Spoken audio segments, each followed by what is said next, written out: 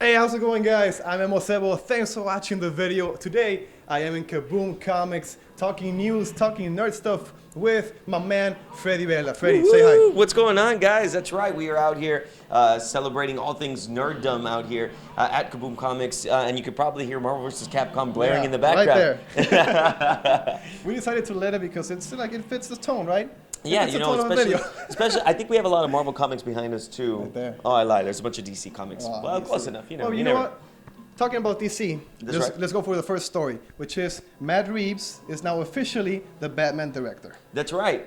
You know, I'm excited about this. I think, but this is a long time coming, and this is after Ben Affleck decided that he didn't want to do the movie after all. A bunch of crap going on with the Batman. Like first, Matt Reeves was in talks with DC or with Warner Brothers. Then he dropped out. Now he's back again as the director.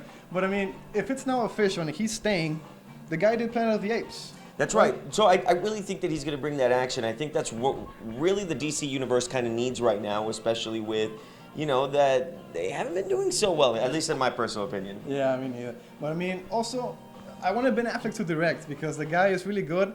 And since what he says, that he was a fan of Batman since he was a kid. He's been reading Batman. So I wanted to see his take on the solo film. But if it's Matt Reeves, I don't oppose it. But I'm like, okay, Matt Reeves. But it kind of makes you think, especially because Ben Affleck decided he didn't want to do it. Does that mean he's kind of veering away from the idea of now extending into the Batman universe? You kind of never know. I think that's the big question. Yeah. There's also the question that maybe there's rumors that he might drop completely out of Batman, like he's not gonna be playing Batman anymore. Yeah. So there's that. Yeah, you know, and again, I mean, with the whole, you go into Batman versus Superman or v Superman, you go into Suicide Squad, and that movie wasn't very good either. You know, well, at least again, in my personal opinion, you have to think. I mean, has he finally realized, you know what, gotta take a step back? This isn't for me. Well, if that does happen, it connects to the new Nightwing movie that is in the works, which is the next story.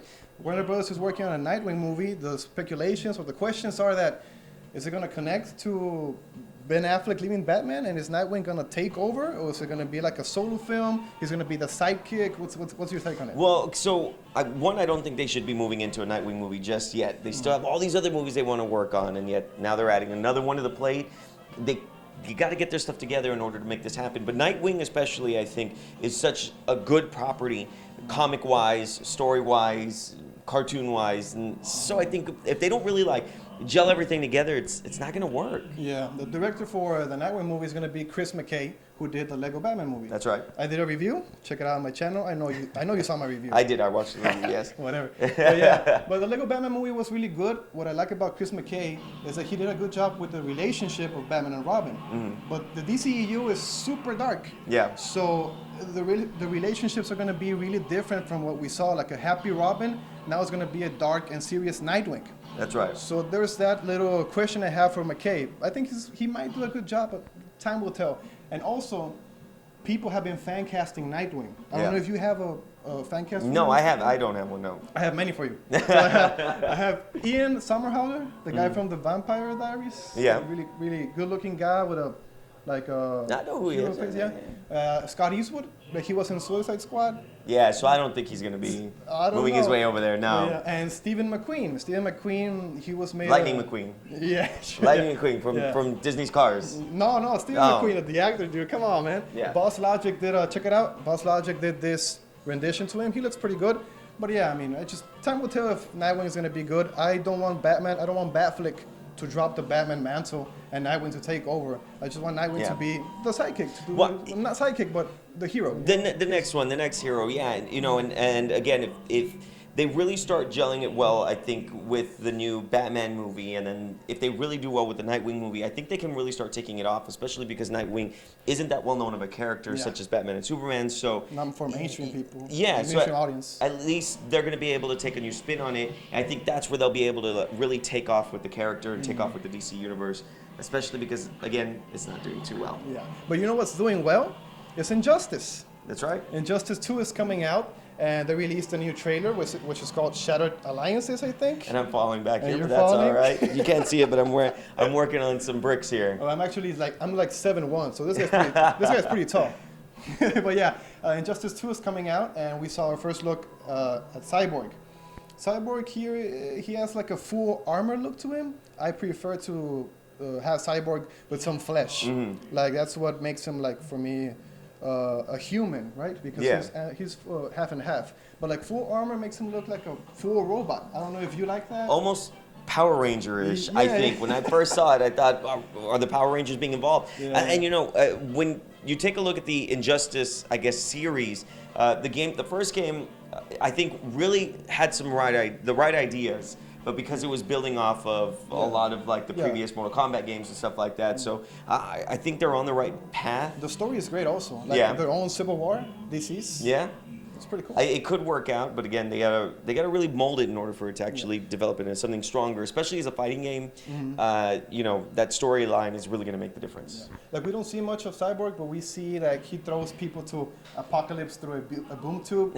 So I think it's gonna be pretty cool. But like, forget about Cyborg for a bit. I want to see Dr. Fate already in Injustice 2. He was a big part of Injustice 1, and I mean, the magic aspect of the DC universe is like my favorite thing. Yeah. After the Flash and the Speed Force, it's the magic stuff. So I want to see Dr. Fate, how he's going to be, his moves, his super moves, and all of that. I don't know if you have one character you want to see. Well, you know, I really like that Harley Quinn's going to be in it. I know that everyone's fangirling over her, but no. But I already liked Harley Quinn from before the whole Injustice series. So you know, I'm older. So I watched her in the animated series type of thing. So you're probably like pumped up for Margot Robbie in Gotham City Sirens. No, not in the least bit. I'm a little disappointed in that. Yeah. You know, and I was scared when the whole Suicide Squad was going to come out, and I saw that she was cast. And I told you this before. I think the biggest fear was that she was going to play her as this, you know, kind of sweet, innocent, and she wasn't. She did the role justice, but I think. You know, with the new movie, she needs to continue the character and continue that, you know, transformation from Dr. Quinzel over to, and I'm Gonna Fall, is out towards Harley Quinn, Yeah. All right, so Injustice 2, check it out. Check it out. But there's another big story that just came out that I'm a little bummed about because as much as I'm a DC fan, I'm an even bigger Marvel fan, and that's Patrick Stewart. And I think that's what's killing me right now. The beef stew. I saw him in Graham Norton the day that he announced that he was done with XMen. Yeah.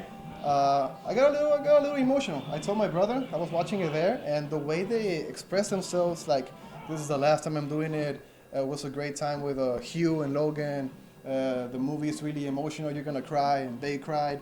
And it just got a little emotional watching them. So I think it's sure that I'm gonna cry in Logan. Yeah, probably. Like I'm ready for that. I haven't cried in any like comic book movie, and this is gonna be I cried in Rogue One, but it doesn't count as the comic book I don't movie. think that really counts. Yeah, but I'm gonna cry in Logan. Patrick Stewart, I mean, he's one of the when people talk about X-Men, coming back up now. they talk about Hugh Jackman and Patrick Stewart. Yeah, those are the two biggest ones there. And the old Professor X, I think it's, man, I don't think I want to see him being recast. I think that's going to be the biggest problem, especially with the whole X-Men dynamic. But this is a good option. This is a good way to kind of reboot that whole series. And I mean, we've heard rumblings of Fox and Marvel wanting to work together a little bit. Yeah. So maybe this is the way that they're going to be able to say, you know what, old Marvel or old Fox X-Men stuff now done. We're moving on, and they could actually develop that into possibly involving it with the Marvel overall universe, I think. Yeah, so I think that'd be good. Patrick Stewart and Hugh Jackman have been working for this like for 17 years. I think they have a well-deserved exit. Yeah. Especially for Jackman because the guy, for his diet, he eats like 6,000 calories a day, dude. So do I, but unfortunately it doesn't work out the same way for me. It's intense. I think it's a well-deserved exit. James McAvoy has the role of Professor X. I think he has the charm, he has the intellect. But is he coming back? I think so. 3 movies are done. Well, I mean, they're going to have to put Professor X, dude. McAvoy's going to be there. I mean, if he's not there, then the old Professor X is going to be recast as Samuel L. Jackson. Like, mutant power! That's right, that's right. I think it might work. You never know. Nah, but yeah, he's going to be missed for sure. Sticking with Marvel, we're going to go talking about the new Wolverine and Hulk hybrid. Oh, yeah? It's been teased by Marvel's editor-in-chief, I think, Axel Alonso. He tweeted this picture. He put the caption, under construction. So we see a big, like muscular figure. Hulk. It's like, almost like Hulk. Almost like Hulk with claws. With claws. Maybe adamantium. And it has the writing on the tube itself too. It says Batch H. Which I think is obvious what it is. Batch. Hulk? Hogwarts, yes. You would think? Hogwarts. That's true. But I mean, look, what do you think of Marvel bringing back Wolverine and Banner? You want to see that happen? I think so. You know, again, because of the whole movie divide, I think they've so completely removed X-Men from everything, and it's kind of disappointing because I grew up on X-Men. So I think that the more they try to integrate once again the whole X-Men aspect back into Hulk, back into the Avengers, different things. Because you look at games like what was it, X-Men Legends, and you look at games like Marvel Ultimate Alliance, and you can actually see how at one point, I mean, how integral they were to each other, and now that they've been split apart, you just kind of feel like that. Now it's just the freaking Inhumans. Inhumans, and now I don't like Inhumans. Everything, even in TV and Shield. I'm going to upset some comic book fans if I say I don't like Inhumans. But I personally don't like the Inhumans. I don't think they have that same charisma, that same charm, that same story that the X-Men did. So maybe because you grew up with them, that's why. I think that's why. Animated series. But I see these two characters being combined, and I think that the Hulk. Why would you put claws on Hulk? Like the big atomic bomb, the strongest one there is. The guy can break worlds, like pull tectonic plates. And why does he need claws for? Because he'll be. It's just a stupid idea for him. Not only will he be indestructible, but he'll also be the ultimate killing machine. So you mix those two together. I mean. Or maybe there's another possibility that it's Wolverine's body, because when he died, he became like adamantium, everything. Yeah. So maybe they brought him back and made him like a hulking monster. And it's not Banner at all. Might be, you never know. Because Banner died without Gamma at all. Yeah. So he didn't have Gamma. He couldn't transform into the Hulk. How do you explain the Hulk state? How did they get Banner in a Hulk state and put him the claws? So there's a lot of questions going on. It's a lot of genetics, splicing genetics together. It's almost like another X-23, but now with Hulk. We know the comics, the government in the comics love to experiment on people. Yeah. So I mean, it's pretty cool. It looks cool. The design is cool, like a big monster with claws, but I don't think it's practical. And that's his 2 cents on that one. Yeah. So that's something, a bad change. Yeah. Thank you for watching the video. This has been our news stories, our favorite headlines for this week. This is Freddy Vela. Freddy, talk to them. Say bye. Bye, guys. Bye. Bye. Thanks for watching. We'll see you in the next video.